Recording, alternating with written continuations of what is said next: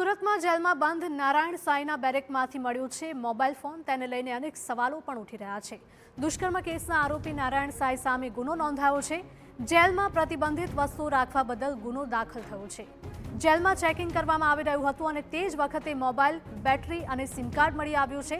દરવાજા સાથે ચુંબકથી મોબાઈલ ચોંટાડેલો રાખ્યો હતો। મોબાઈલની બેટરી અને સિમ કાર્ડ પણ બેરેકમાંથી જપ્ત કરાયા છે। લાજપોર જેલમાં બંધ નારાયણ સાંઈના બેરેકમાંથી સરપ્રાઇઝ ચેકિંગ વખતે મોબાઈલની બેટરી અને સિમ કાર્ડ ત્રણેય અલગ અલગ જગ્યાએથી મળી આવ્યા હતા। મોબાઈલમાં લગાવવામાં આવતી બેટરી દરવાજાના નકુચાની પાછળ છુપાવેલી હતી, તો ઇન્હેલર્સમાં છુપાવેલું સિમ કાર્ડ પણ મળી આવ્યું હતું।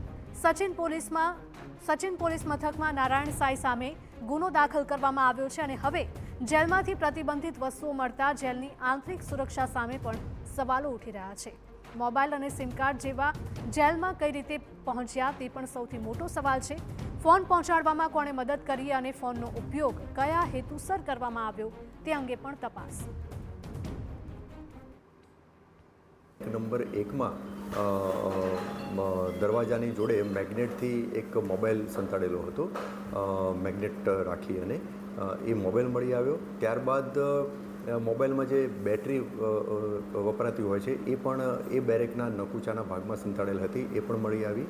અને નારાયણ સાંઈને જે બેરેકમાં રાખવામાં આવેલો હતો એટલે બેરેક નંબર 1 એમાં એનું જે ઇન્હેલર હતું જે એ યુઝ કરતા હતા, એ ઇન્હેલરના અંદરના ભાગે એક સિમ કાર્ડ પણ મળી આવ્યું।